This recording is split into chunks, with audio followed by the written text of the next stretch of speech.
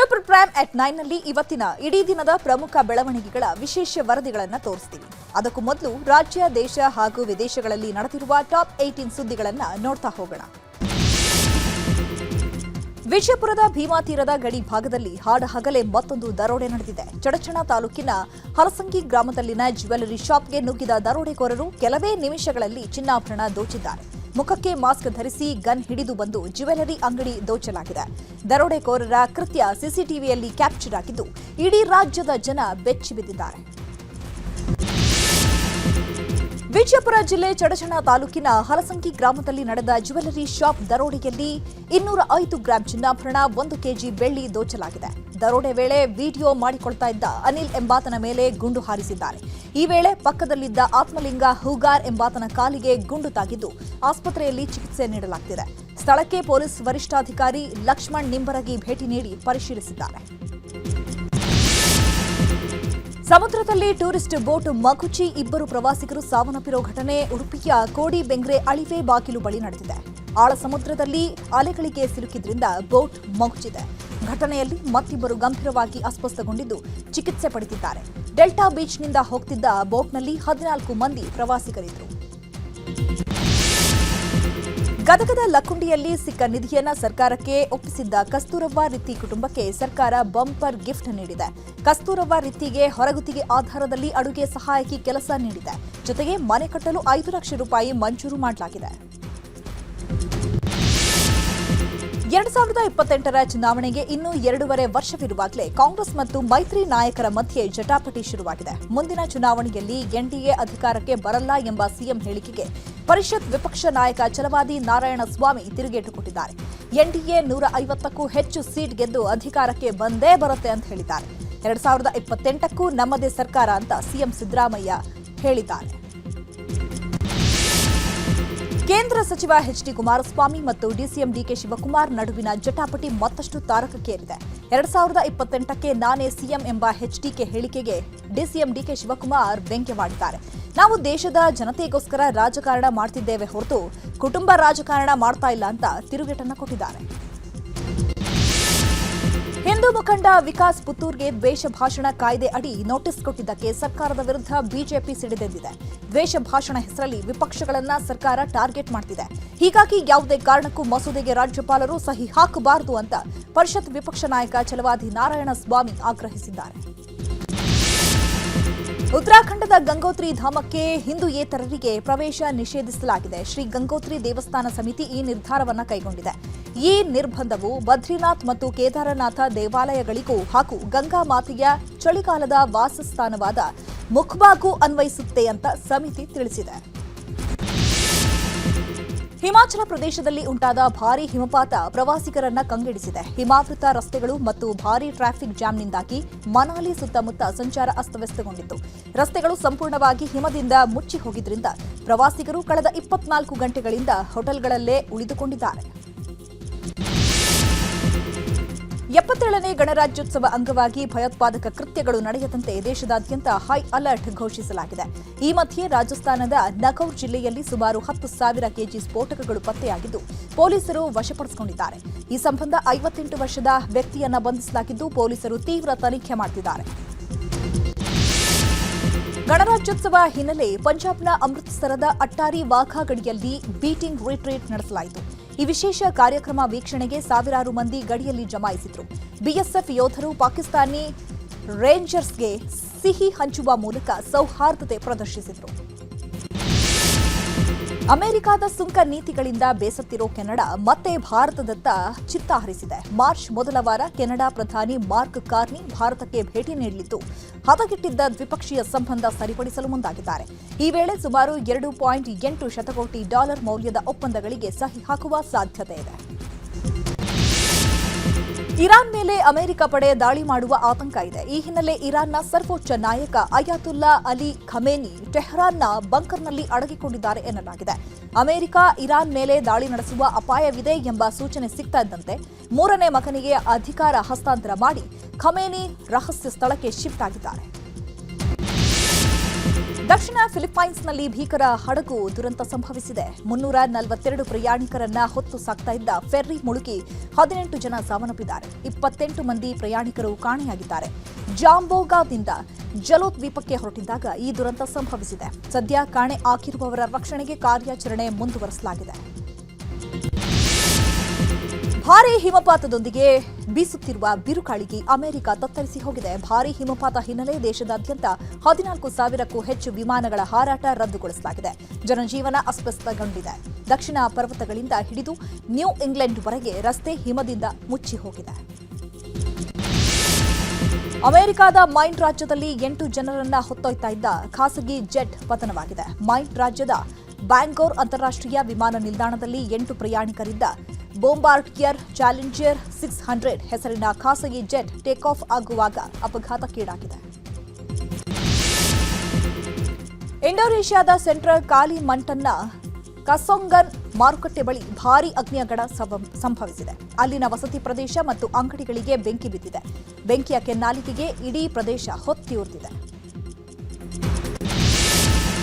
February 9ರಿಂದ ಆರಂಭವಾಗುವ T20 ವಿಶ್ವಕಪ್ನಲ್ಲಿ ಭಾರತದ ವಿರುದ್ಧ ಪಾಕಿಸ್ತಾನ ಅಖಾಡಕ್ಕಿಳಿಯೋದು ಅನುಮಾನ ಸೃಷ್ಟಿಯಾಗಿದೆ. ಟೀಂ ಇಂಡಿಯಾ ತನ್ನ ತಂಡವನ್ನ ಕಣಕ್ಕೆ ಇಳಿಸದಿರಲು ಪಾಕಿಸ್ತಾನ ಕ್ರಿಕೆಟ್ ಮಂಡಳಿ ಚಿಂತಿಸುತ್ತಿದೆ. ಪ್ರಧಾನಿ ಶಹಬಾಜ್ ಶರೀಫ್ ಜೊತೆ ಸಭೆ ಬಳಿಕ ಈ ಬಗ್ಗೆ ನಿರ್ಧಾರ ಕೈಗೊಳ್ಳುತ್ತೀವಿ ಅಂತ ಪಿಸಿಬಿ ಅಧ್ಯಕ್ಷ ಮೊಹಿಸಿನ್ ನಖ್ವಿ ಹೇಳಿದ್ದಾರೆ. 400 ಕೋಟಿ ರೂಪಾಯಿ ಹಣವನ್ನ ಟ್ರಕ್ನಲ್ಲಿ ಸಾಗಿಸುತ್ತಿದ್ದಾಗ ಟ್ರಕ್ ಹೈಜಾಕ್ ಮಾಡಿ ಲೂಟಿ ಮಾಡಲಾಗಿದೆ. ಇದು ನಿನ್ನೆಯಿಂದ ದೇಶದಲ್ಲಿ ತಳ್ಳನ ಎಬ್ಬಿಸಿರೋ ಅತಿದೊಡ್ಡ ಸುದ್ದಿ. ಅಸಲಿ ವಿಷಯ ಏನಂದ್ರೆ, ಟ್ರಕ್ನಲ್ಲಿ ಇದ್ದಿದ್ದು 400 ಕೋಟಿಯಲ್ಲ, 1,000 ಕೋಟಿ ರೂಪಾಯಿ. ಅದು ನಿಷೇಧವಾಗಿರುವ 2,000 ಮುಖಬೆಲೆಯ ನೋಟುಗಳಲ್ಲಿದ್ದ ಹಣ ಅಂತ ಗೊತ್ತಾಗಿದೆ. ಮಹಾರಾಷ್ಟ್ರ, ಗೋವಾ, ಕರ್ನಾಟಕ, ತಿರುಪತಿ ಜೊತೆ ಗುಜರಾತ್ ರಾಜಕಾರಣಿಗೂ ಈ ಹವಾಲಾ ಬೆಸುಗೆ ಬೆಸೆದುಕೊಂಡಿದೆ.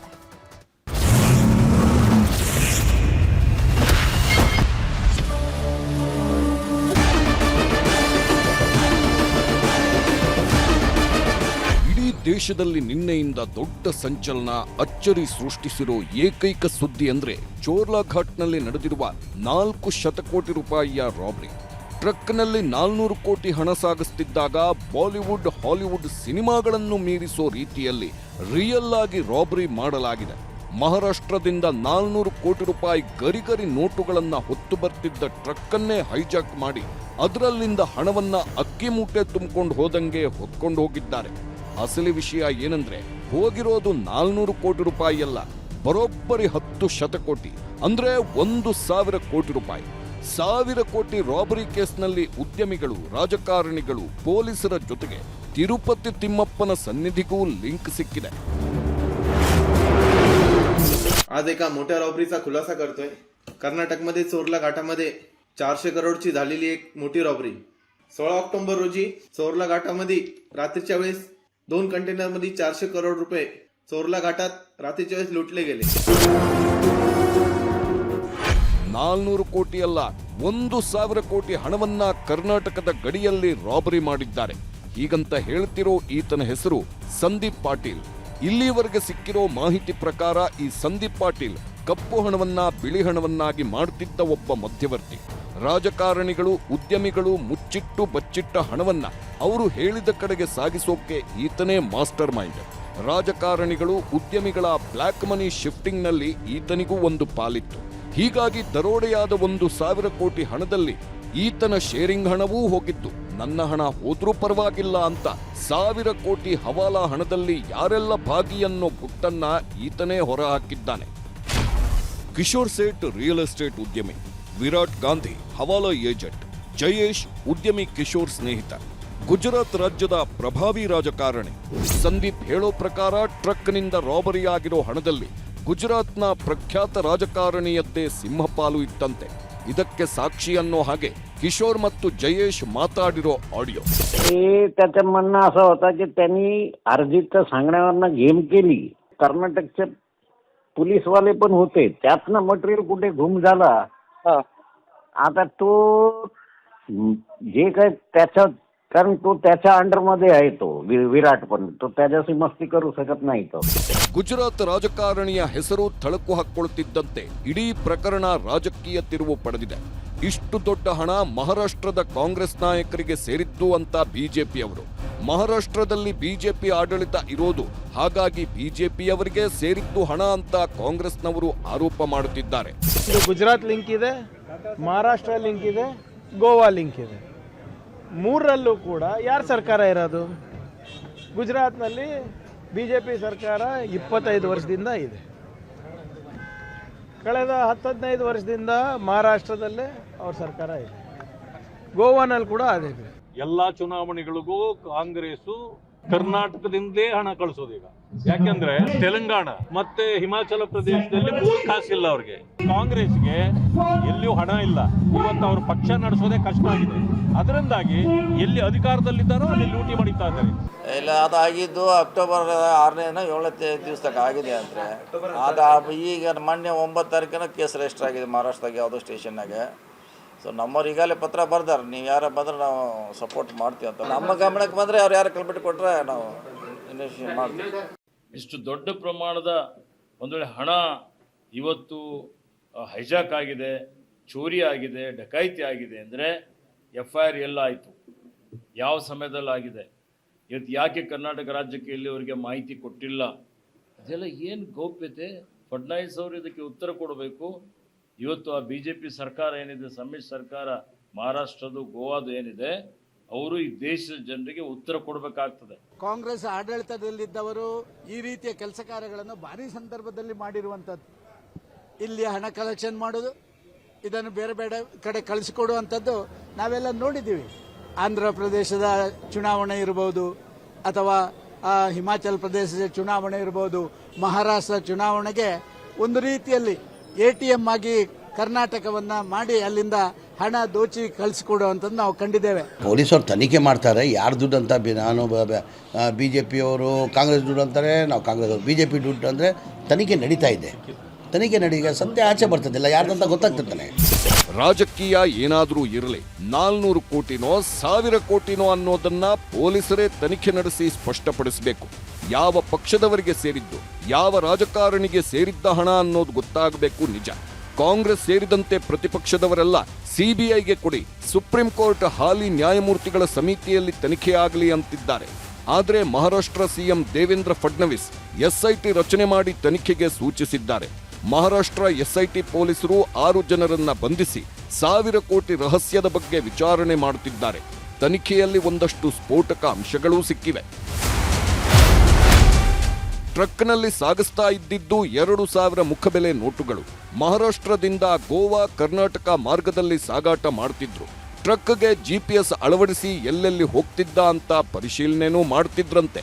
ಆದರೆ ಬೆಳಗಾವಿಯ ಚೋರ್ಲಾ ಘಾಟ್ ಬಳಿ ಸಿಗ್ನಲ್ ಸಿಗದಿದ್ದಾಗ ಹಣವಿದ್ದ ಟ್ರಕ್ ಹೈಜಾಕ್ ಆಗಿದೆ. 2025 ಅಕ್ಟೋಬರ್ನಲ್ಲಿ ಟ್ರಕ್ ಹೈಜಾಕ್ ಮಾಡಿ ಹಣ ಲೂಟಿ ಮಾಡಿದ್ದು. ಹೈಜಾಕ್ ಟ್ರಕ್ನಲ್ಲಿದ್ದ ಹಣ ತಿರುಪತಿಯಲ್ಲಿ ಬೇರೆ ಕಡೆಗೆ ಶಿಫ್ಟ್ ಮಾಡಲಾಗಿದೆ. ಕೃತ್ಯದಲ್ಲಿ ಸಂದೀಪ್ ಪಾತ್ರವಿದೆ ಅಂತ ಕಿಶೋರ್ ಶೇಟ್ ಆರೋಪ ಮಾಡಿ ಸಂದೀಪ್ನನ್ನ ಅಪಹರಿಸಿ ಟಾರ್ಚರ್ ಕೊಟ್ಟು ಪ್ರಶ್ನಿಸಿದ್ರು ಅನ್ನೋದು ಗೊತ್ತಾಗಿದೆ. ಇನ್ನು ಟ್ರಕ್ನಲ್ಲಿ ಹಣ ಸಾಗಿಸ್ತಿದ್ದ ಹವಾಲಾ ಏಜೆಂಟ್ ವಿರಾಟ್ ಹುಡುಗರು ಕೂಡ ನಾಪತ್ತೆಯಾಗಿದ್ದು ಹುಡುಕಾಟ ನಡೆಯುತ್ತಿದೆ. ಮಹಾರಾಷ್ಟ್ರ SIT ಪೊಲೀಸರು 1000 ಕೋಟಿ ರಹಸ್ಯವನ್ನ ಬೆನ್ನತ್ತಿದ್ದಾರೆ ನಿಜ. ಆದರೆ ಇದು ದೇಶದ ಅರ್ಥವ್ಯವಸ್ಥೆಯನ್ನೇ ಬುಡಮೇಲು ಮಾಡಿರೋ ಪ್ರಕರಣ. ಯಾಕಂದ್ರೆ ಭಾರತದಲ್ಲಿ 2000 ಮುಖಬೆಲೆಯ ನೋಟುಗಳ ಚಲಾವಣೆಯನ್ನೇ RBI ರದ್ದು ಮಾಡಿ ಹತ್ರತ್ರ 3 ವರ್ಷವಾಗಿದೆ.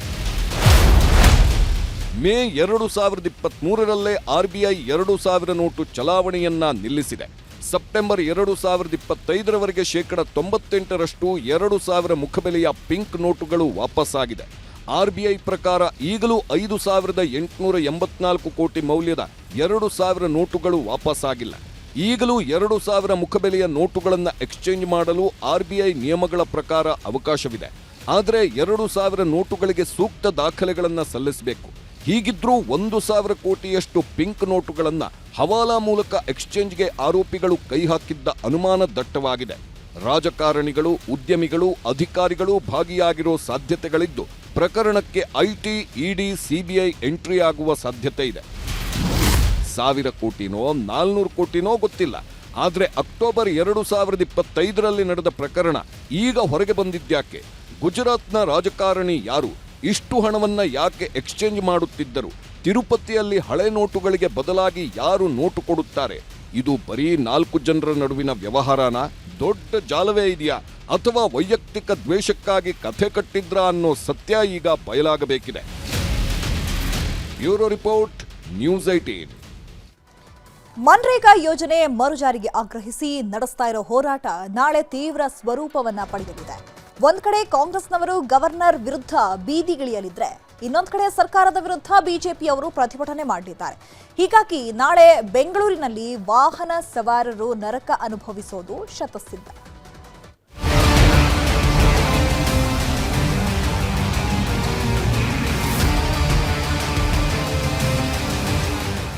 ಮನ್ರೇಗಾ ಯೋಜನೆಯನ್ನೇ ಕಾಯ್ದೆ ಮೂಲಕ ಬದಲಿಸಿ ವಿಕಸಿತ ಜಿ ಅಂತ ಕೇಂದ್ರ ಸರ್ಕಾರ ಬದಲಿಸಿದ ಬಿಲ್ಗೆ ರಾಷ್ಟ್ರಪತಿಗಳು ಅಂಕಿತ ಹಾಕಿ 46 ದಿನವಾಯಿತು.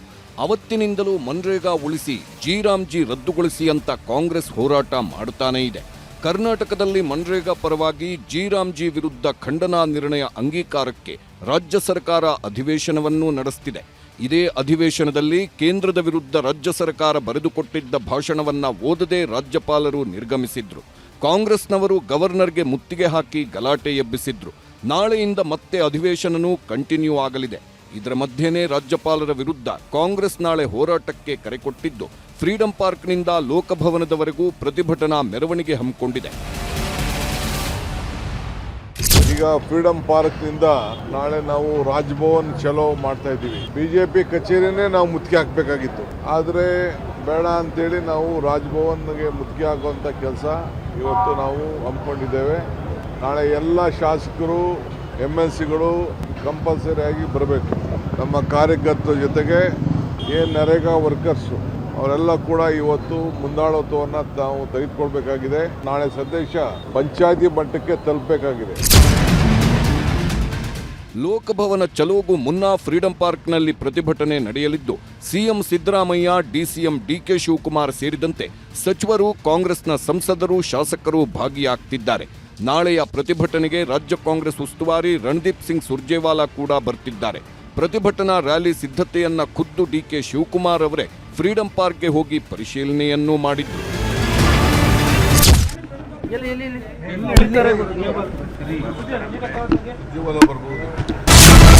ಕಾಂಗ್ರೆಸ್ ವಿರುದ್ಧ ನಾಳೆ ಪ್ರತಿಪಕ್ಷಗಳಿಂದಲೂ ಪ್ರತಿಭಟನೆ. ಮನ್ರೇಗಾ ಉಳಿವಿಗಾಗಿ ಕಾಂಗ್ರೆಸ್ ಹೋರಾಟ ನಡೆಸುತ್ತಿದ್ರೆ ಕಾಂಗ್ರೆಸ್ಗೆ ಬಿಜೆಪಿ ಟಕ್ಕರ್ ನೀಡಲು ರೆಡಿಯಾಗಿದೆ. ನಾಳೆ ಕಾಂಗ್ರೆಸ್ ಸರ್ಕಾರದ ವಿರುದ್ಧ ಬಿಜೆಪಿ ಕೌಂಟರ್ ಪ್ರೊಟೆಸ್ಟ್ ಹಮ್ಮಿಕೊಂಡಿದೆ. ವಿಧಾನಸೌಧದ ಗಾಂಧಿ ಪ್ರತಿಮೆ ಎದುರು ಬಿಜೆಪಿ JDS ಪ್ರತಿಭಟನೆಗೆ ತೀರ್ಮಾನಿಸಿವೆ. ನಾಳೆ ಭಾರತೀಯ ಜನತಾ ಪಾರ್ಟಿ ಮತ್ತು JDS ನಾವು ಪ್ರತಿಪಕ್ಷದವರೆಲ್ಲ ಸೇರ್ಕೊಂಡು ಗವರ್ನರ್ ಅವರಿಗೆ ಅಪಮಾನ ಮಾಡಿರ್ತಕ್ಕಂಥದ್ರ ಹಿನ್ನೆಲೆಯಲ್ಲಿ ಒಬ್ಬ ಸಂವಿಧಾನದ ಮುಖ್ಯಸ್ಥರು, ಸಂವಿಧಾನದ ಹೆಡ್ ಆಗಿರ್ತಕ್ಕಂಥ ಗವರ್ನರ್ ಜಂಟಿ ಅಧಿವೇಶನವನ್ನ ಮುಗಿಸಿ ವಾಪಸ್ ಹೋಗ್ತಕ್ಕಂಥ ಸಂದರ್ಭದಲ್ಲಿ ಗವರ್ನರ್ ಅವರಿಗೆ ಬೆರಳನ್ನ ತೋರಿಸುವ ಮೂಲಕ, ವಾರ್ನ್ ಮಾಡುವ ಮೂಲಕ ಅಪಮಾನ ಮಾಡಿದ್ದಾರೆ, ಅಗೌರವವನ್ನು ತೋರಿಸಿದ್ದಾರೆ. ಈ ಹಿನ್ನೆಲೆಯಲ್ಲಿ ನಾಳೆ ಮಹಾತ್ಮ ಗಾಂಧೀಜಿ ಪ್ರತಿಮೆಯ ಬಳಿ 10:00 ಬೆಳಿಗ್ಗೆ ಪ್ರತಿಭಟನೆಯನ್ನು ಹಮ್ಮಿಕೊಂಡಿದೆ. ರಾಷ್ಟ್ರಪತಿಗೆ ಪತ್ರ ಬರೆದು ವರದಿ ಸಲ್ಲಿಸಿದ ಗವರ್ನರ್. ರಾಜ್ಯಪಾಲ, ರಾಜ್ಯ ಸರ್ಕಾರದ ನಡುವೆ ನಡೆಯುತ್ತಿರುವ ಮನ್ರೇಗಾ ಯುದ್ಧದ ಮಧ್ಯೆ ರಾಷ್ಟ್ರಪತಿಗೆ ದೂರು ನೀಡಲು ಕಾಂಗ್ರೆಸ್ ಸಂಸದರು ರೆಡಿಯಾಗ್ತಿದ್ದಾರೆ. ಆದರೆ ಕಾಂಗ್ರೆಸ್ಗೆ ತಿರುಗೇಟು ನೀಡಿರುವ ರಾಜ್ಯಪಾಲ ಥಾವರ್ ಚಂದ್ ಗೆಹ್ಲೋಟ್ ರಾಷ್ಟ್ರಪತಿಗೆ ಸರ್ಕಾರದ ವಿರುದ್ಧ ಪತ್ರ ಬರೆದಿದ್ದಾರೆ. ಜಿ ಕಾಯ್ದೆಗೆ ರಾಷ್ಟ್ರಪತಿಗಳಾಗಿ ನೀವೇ ಅಂಕಿತ ಹಾಕಿದ್ದೀರಾ. ನೀವೇ ಅಂಕಿತ ಹಾಕಿದ ಕಾಯ್ದೆ ವಿರುದ್ಧ ನಾನು ಹೇಗೆ ಭಾಷಣ ಮಾಡಲಿ? ಹೀಗಾಗಿ ಅಧಿವೇಶನಕ್ಕೂ ಮುನ್ನಾ ದಿನವೇ ಭಾಷಣ ಪರಿಷ್ಕರಣೆಗೆ ಸೂಚಿಸಿದ್ದೆ. ಪರಿಷ್ಕರಣೆಗೆ ಹೇಳಿದ್ರೂ ಕೇಂದ್ರ ಸರ್ಕಾರ ಟೀಕಿಸುವ ಅಂಶ ತೆಗೆದಿರಲಿಲ್ಲ. ನನ್ನಿಂದ ಕರ್ತವ್ಯ ಲೋಪ ಆಗಬಾರದೆಂದು ಅಧಿವೇಶನಕ್ಕೆ ಹಾಜರಾಗಿದ್ದೆ. ಜಂಟಿ ಅಧಿವೇಶನದಲ್ಲಿ 3 ಸಾಲಿನ ಭಾಷಣ ಮಾಡಿ ಹೊರಟೆ. ಕಾಂಗ್ರೆಸ್ ಸದಸ್ಯರು ಜಿ ಕಾಯ್ದೆ ವಿರುದ್ಧ ಘೋಷಣೆ ಕೂಗಿದ್ರು. ನನ್ನನ್ನ ಅಡ್ಡಗಟ್ಟಿ ಭಾಷಣ ಓದಲೇಬೇಕೆಂದು ಅಡ್ಡಿಪಡಿಸಿದ್ರು. ರಾಜ್ಯಪಾಲರು ಅಂತ ನೋಡದೆ ನನ್ನ ವಿರುದ್ಧ ಘೋಷಣೆ ಕೂಗಿದ್ರು. ಕೊನೆಗೆ ಪೊಲೀಸ್ ಭದ್ರತೆಯಲ್ಲಿ ನಾನು ಲೋಕಭವನಕ್ಕೆ ತೆರಳಿದೆ. ಹೀಗೆ ಎಲ್ಲ ಅಂಶಗಳನ್ನು ರಾಜ್ಯಪಾಲರು ರಾಷ್ಟ್ರಪತಿಗೆ ತಿಳಿಸಿದ್ದಾರೆ. ಪ್ರತಿ ವಾರದಂತೆ ರಾಜ್ಯದಲ್ಲಾಗ್ತಿರುವ ಬೆಳವಣಿಗೆಗಳ ವರದಿಗಳನ್ನೂ ಸಲ್ಲಿಸಿದ್ದಾರೆ.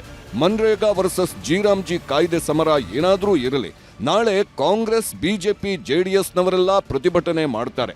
3-4 ದಿನ ರಜೆ ಮುಗಿಸಿ ಕೆಲಸಕ್ಕೆ ಹೋಗೋರಿಗೆ ನಾಳೆ ಟ್ರಾಫಿಕ್ ಬಿಸಿ ತಟ್ಟಲಿದೆ. ಹೀಗಾಗಿ ವಾಹನ ಸವಾರರು ಹುಷಾರಾಗಿರಿ. Bureau report, news 18. ಹಣದ ಮದ ತಲೆಗೆ ಏರಿಸಿಕೊಂಡಿದ್ದ ಚಪ್ಪಲಿ ರಾಜೀವನನ್ನ ಪೊಲೀಸರು ಬಂಧಿಸಿದ್ದಾರೆ. ಕೋಟಿ ಕೋಟಿ ಹಣ ಇದ್ರೂ ತಲೆಮರೆಸಿಕೊಳ್ಳಲು ರೈಲು ಹತ್ತಿದ್ದ ಕ್ರಿಮಿನಲ್ ರಾಜೀವನನ್ನ ಕೇರಳದಲ್ಲಿ ಪೊಲೀಸರು ಅರೆಸ್ಟ್ ಮಾಡಿದ್ದಾರೆ. ನಮ್ ಬ್ಯಾನರ್ ಏನೋ ಬಿಚ್ಚಿದ್ರಿ ಅಂತಂದ್ರೆ ಬಂದು ಬೆಂಕಿ ಹಚ್ಚಿಬಿಡ್ತೀನಿ ಅಂತ ಹೇಳಿದ್ರಿ. ನಾನು ಇನ್ನ ಒಳ್ಳೆತನ ನೋಡಿದ್ದೀನಿ, ಕೆಟ್ಟತನ ನೋಡಿದ್ದೀನಿ. ಯಾವ ಬಿಚ್ಚಿದ ಸರಿ ಎಬ್ಬರ್ತೀನಿ ಜನರಲ್ಲಿ ಬಂದು ಹೊಡಿತಾ ಇದೆ ಚಪ್ಪಲಿ. ನಟೋರಿಯಸ್ ರಾಜೀವ್ ಗೌಡ ಕೊನೆಗೂ ಅರೆಸ್ಟ್. ಶಿಡ್ಲಘಟ್ಟ ಪೌರಾಯುಕ್ತೆ ಅಮೃತಾ ಗೌಡರಿಗೆ ಬಾಯಿಗೆ ಬಂದಂತೆ ಮಾತಾಡಿದ್ದ ಮಾತಿನ ಶೂರ ರಾಜೀವ ಸಿಕ್ಕಿಬಿದ್ದಿದ್ದಾನೆ. ಚಪ್ಪಲಿಯಲ್ಲಿ ಹೊಡೆಸ್ತೀನಿ, ಜನರನ್ನ ನುಗ್ಗಿಸ್ತೀನಿ ಅಂತ ಧಮಕಿ ಹಾಕಿ ಚಪ್ಪಲಿ ರಾಜೀವ ಅಂತಲೇ ಫೇಮಸ್ ಆಗಿದ್ದ ಕ್ರಿಮಿನಲ್ ಕೈಗೆ ಕೋಳ ಬಿದ್ದಿದೆ. ಹೈಕೋರ್ಟ್ ಎಚ್ಚರಿಕೆ ಕೊಟ್ಟರು ಬಗ್ಗದೆ ಜಾಮೀನು ರದ್ದು ಮಾಡಿದ್ರು. ಯಾರ ಕೈಗೂ ಸಿಗದೆ ತಲೆ ಮರೆಸ್ಕೊಂಡಿದ್ದ ಖದೀಮನನ್ನ 13 ದಿನದ ಬಳಿಕ ಚಿಕ್ಕಬಳ್ಳಾಪುರ ಪೊಲೀಸರು ಕೇರಳದ ಗಡಿಯಲ್ಲಿ ಅರೆಸ್ಟ್ ಮಾಡಿದ್ದಾರೆ.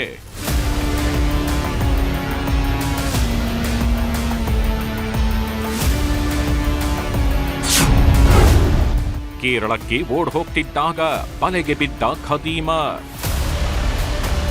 ಜನವರಿ 12ಕ್ಕೆ ಪೌರಾಯುಕ್ತೆ ಅಮೃತಾ ಗೌಡಗೆ ಧಮಕಿ ಹಾಕಿದ್ದ. ಜನವರಿ 14ರಂದು ನಟೋರಿಯಸ್ ರಾಜೀವ್ ಗೌಡನ ಆಡಿಯೋ ವೈರಲ್ ಆಯಿತು. ಕಾಂಗ್ರೆಸ್ನಲ್ಲಿದ್ದೀನಿ ಅನ್ನೋ ದಿಮಾಕಿನಲ್ಲಿ ರಿಯಲ್ ಎಸ್ಟೇಟ್ ದಂಧೆ ನಡೆಸಿ ಮಾಡಿಟ್ಟಿದ್ದ ಹಣದ ಮದದಲ್ಲಿ ಏನು ಮಾಡಿದ್ರೂ ನಡೆಯುತ್ತೆ ಅಂತ ರಾಜೀವ್ ಗೌಡ ಅಂದುಕೊಂಡಿದ್ದ. ಆಮೇಲೆ ಪೌರಾಯುಕ್ತೆ ಅಮೃತಾ ಗೌಡ ಶಿಡ್ಲಘಟ್ಟ ಜೆಡಿಎಸ್ ಶಾಸಕ ದೂರು ಕೊಟ್ಟಿದ್ರು. ನ್ಯೂಸ್ 18 ಸೇರಿದಂತೆ ಮಾಧ್ಯಮಗಳು, ಪತ್ರಿಕೆಗಳಲ್ಲೆಲ್ಲ ರಾಜೀವನ ಜನ್ಮ ಜಾಲಾಡಿದ ಮೇಲೆ ಕಾಂಗ್ರೆಸ್ನಿಂದಲೂ ಅಮಾನತ್ತುಗೊಂಡಿದ್ದ. ಕೆಳಹಂತದ ನ್ಯಾಯಾಲಯದಿಂದ ಹೈಕೋರ್ಟ್ವರೆಗೂ ಜಾಮೀನಿಗಾಗಿ ರಾಜೀವ ಮಾಡಿದ ಪ್ರಯತ್ನಗಳೆಲ್ಲ ನೆಲ ಕಚ್ಚಿತ್ತು. ಕೊನೆಗೆ ಚಿಕ್ಕಬಳ್ಳಾಪುರ ಬಿಟ್ಟು ಓಡ್ ಹೋಗಿದ್ದ. ಬೆಂಗಳೂರು, ಆಂಧ್ರ, ತಮಿಳುನಾಡಿನಲ್ಲೂ ಹುಡುಕಾಡಿದ್ರೂ ಸಿಕ್ಕಿರಲಿಲ್ಲ. ಆದ್ರೆ ಇವತ್ತು ದಕ್ಷಿಣ ಕನ್ನಡ ಮತ್ತು ಕೇರಳ ಗಡಿಯಲ್ಲಿ ಲಾಕ್ ಆಗಿದ್ದಾನೆ.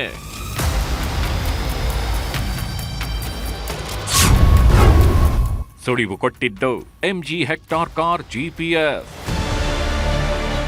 ಮಂಗಳೂರಿನಲ್ಲಿ ರಾಜೀವ್ ಗೌಡನಿಗೆ ಉದ್ಯಮಿಯೊಬ್ಬರು ಆಶ್ರಯ ಕೊಟ್ಟಿದ್ರು. ಆದ್ರೆ ಉದ್ಯಮಿಗೂ ಕಂಟಕ ಆಗತ್ತೆ ಅಂತ ಗೊತ್ತಾಗ್ತಿದ್ದಂತೆ ರಾಜೀವ್ ಗೌಡ ಜಾಗ ಖಾಲಿ ಮಾಡಿದ್ದ. ಇವತ್ತು ಮಂಗಳೂರಿನ ರೈಲ್ವೆ ನಿಲ್ದಾಣಕ್ಕೆ ಸಂಬಂಧಿಕರೊಬ್ಬರ ಕಾರಿನಲ್ಲಿ ಡ್ರಾಪ್ ಹಾಕಿಸಿಕೊಂಡು ಕೇರಳದ ರೈಲು ಹತ್ತಿದ್ದ. ಫೋನ್ ನಂಬರ್ ಬದಲಿಸಿಕೊಂಡು ವೇಷ ಬದಲಿಸಿಕೊಂಡು ಕೇರಳಕ್ಕೆ ಓಡಿ ಹೋಗ್ತಿದ್ದ. ಆದ್ರೆ ರಾಜೀವ್ನನ್ನ GPS ಮೂಲಕ ಪೊಲೀಸರು ಟ್ರ್ಯಾಕ್ ಮಾಡಿ ಕಾರ್ಯಾಚರಣೆ ನಡೆಸಿದ್ರು. ಮಂಗಳೂರು ರೈಲು ನಿಲ್ದಾಣಕ್ಕೆ ರಾಜೀವ MG ಕಾರಿನಲ್ಲಿ ಬಂದಿದ್ದ. ಕಾರಿನ GPS ಆಧರಿಸಿ ಶೋಧ ನಡೆಸಿದ ಪೊಲೀಸರು ಕೊನೆಗೆ ಮಂಗಳೂರು ಪೊಲೀಸರ ಸಹಾಯ ಪಡೆದು ರಾಜೀವ್ನನ್ನ ಕೇರಳದ ಗಡಿಯಲ್ಲಿ ಅರೆಸ್ಟ್ ಮಾಡಿದ್ದಾರೆ. ರಿಯೋಪನ್ ಆಗತ್ತ ರಾಜೀವನ ಕ್ರಿಮಿನಲ್ ಕೇಸ್ಗಳು. ಧಮ್ಕಿ ರಾಜೀವ್ ಗೌಡನನ್ನ ಬಂಧಿಸಿರೋದು ಪೌರಾಯುಕ್ತೆಗೆ ಬೆದರಿಕೆ ಹಾಕಿದ ಪ್ರಕರಣದಲ್ಲಿ. ಆದ್ರೆ ರಾಜೀವ್ ಗೌಡನ ಮೇಲೆ ಈಗ ಶನಿಯ ವಕ್ರದೃಷ್ಟಿ ಬಿದ್ದಿದೆ. ಬಡವರು, ಮಧ್ಯಮ ವರ್ಗದವರನ್ನ ಹೆದರಿಸಿ ಬೆದರಿಸಿ ಭೂಮಿ ಕಿತ್ಕೊಂಡಿದ್ದ ಆ ಪಾಪಗಳೆಲ್ಲ ಈಗ ರಾಜೀವ್ ಗೌಡನ ಬೆನ್ನತ್ತಿ ಬರ್ತಿವೆ. ಯಾಕಂದ್ರೆ ಚಿಕ್ಕಬಳ್ಳಾಪುರ ಪೊಲೀಸ್ SP ಅವರೇ ಹೇಳಿರೋ ಪ್ರಕಾರ ರಾಜೀವನ ಮೇಲೆ 16 ಕ್ರಿಮಿನಲ್ ಪ್ರಕರಣಗಳಿವೆ. 16 ಕೇಸ್ಗಳಲ್ಲಿ ಬೆದರಿಕೆ, ಹಲ್ಲೆ, ಕಾನೂನು ಬಾಹಿರ ಕೃತ್ಯಗಳಲ್ಲಿ ಭಾಗಿಯಾಗಿದ್ದಾನೆ. ಇದನ್ನ ಬಿಟ್ಟು 100ಕ್ಕೂ ಹೆಚ್ಚು ಭೂ ವ್ಯಾಜ್ಯಗಳಲ್ಲಿ ರಾಜೀವ್ ವಾಂಟೆಡ್ ಆರೋಪಿ. ಈಗ ರಾಜೀವನ ಬಂಧನ ಆಗ್ತಿದ್ದಂತೆ ಹಳೆ ಕೇಸ್ಗಳಿಗೆ ಜೀವ ಬರ್ತಿದೆ. ಹಣ ಕೊಟ್ಟವರು, ಭೂಮಿ ಕಳೆದುಕೊಂಡವರು ಸಲ್ಲಿಸಿರುವ ದೂರುಗಳು ರಿಯೋಪನ್ ಆಗ್ತಿವೆ. ಒಟ್ನಲ್ಲಿ ಅರೆಸ್ಟ್ ಆಗಿರುವ ಧಮ್ಕಿ ರಾಜೀವನನ್ನ ಚಿಕ್ಕಬಳ್ಳಾಪುರಕ್ಕೆ ಕರೆತರ್ತಿದ್ದು ನಾಳೆ ಜಡ್ಜ್ ಮುಂದೆ ಹಾಜರುಪಡಿಸಲು ಸಿದ್ಧತೆ ಮಾಡಿಕೊಂಡಿದ್ದಾರೆ. Bureau report, news 18. ದೇಶದಾದ್ಯಂತ 77ನೇ ಗಣರಾಜ್ಯೋತ್ಸವವನ್ನ ಸಡಗರ ಸಂಭ್ರಮದಿಂದ ಆಚರಿಸಲಾಯಿತು. ದೆಹಲಿಯ ಕರ್ತವ್ಯ ಪಥದಲ್ಲಿ ಈ ಬಾರಿ ಭಾರತದ ಶಕ್ತಿ, ಶಾಂತಿ ಮತ್ತು ಸನ್ನದ್ಧತೆಯ ಅನಾವರಣವಾಯಿತು. ಆಪರೇಷನ್ ಸಿಂಧೂರ್ ಸೇನಾ ಸಾಮರ್ಥ್ಯ ಎಂಥದ್ದು ಅಂತ ವಿಶ್ವಕ್ಕೂ ಪರಿಚಯಿಸಲಾಯಿತು.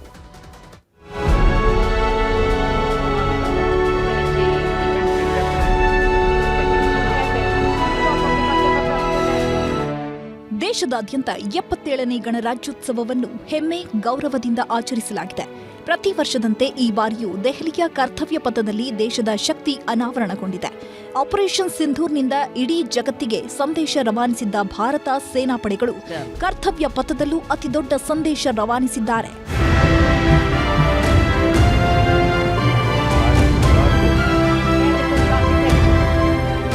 ವಂದೇ ಮಾತರಂ ಗೀತೆಗೆ 150 ವರ್ಷಗಳು ಪೂರೈಸಿದ ಥೀಮ್ನೊಂದಿಗೆ ಭಾರತದ ಅದ್ಭುತ ಶಕ್ತಿ ಪ್ರದರ್ಶನಗೊಂಡಿದೆ. ಹೆಲಿಕಾಪ್ಟರ್ಗಳ ಮೂಲಕ ಹೂಮಳೆ ಸುರಿಸಿ ಪರೇಡ್ಗೆ ಚಾಲನೆ ನೀಡಲಾಯಿತು. ಪ್ರಮುಖ ಯುದ್ಧ ಟ್ಯಾಂಕ್ಗಳಾದ T-19, ಭೀಷ್ಮ ಮತ್ತು ಅರ್ಜುನ್ ಟ್ಯಾಂಕ್ಗಳು ಸಾಗಿದವು. ಶಕ್ತಿಮಾನ್, ದಿವ್ಯಾಸ್ತ್ರ, ಆಕಾಶ್ ಟ್ಯಾಂಕರ್ಗಳು ಎದುರಾಳಿ ಸೇನೆಯನ್ನ ಬೆಚ್ಚಿ ಬೀಳಿಸುವಂತಿತ್ತು.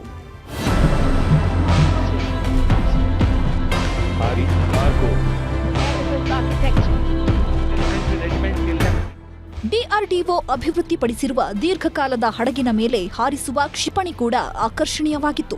ಭಾರತದ ಮೊದಲ ಸ್ವದೇಶಿ ನಿರ್ಮಿತ ಆರ್ಮರ್ಡ್ ಲೈಟ್ ಸ್ಪೆಷಲಿಸ್ಟ್ ವಾಹನ, ಯುದ್ಧ ಭೂಮಿಯ ಕಣ್ಗಾವಲು ರಾಡರ್ಗಳು, ಡ್ರೋನ್ಗಳು, ಸುಧಾರಿತ ಸಂವಹನ ವ್ಯವಸ್ಥೆಗಳು ಮತ್ತು ವಿರೋಧಿ ಡ್ರೋನ್ ಶಸ್ತ್ರಾಸ್ತ್ರಗಳನ್ನು ಪ್ರದರ್ಶಿಸಲಾಯಿತು.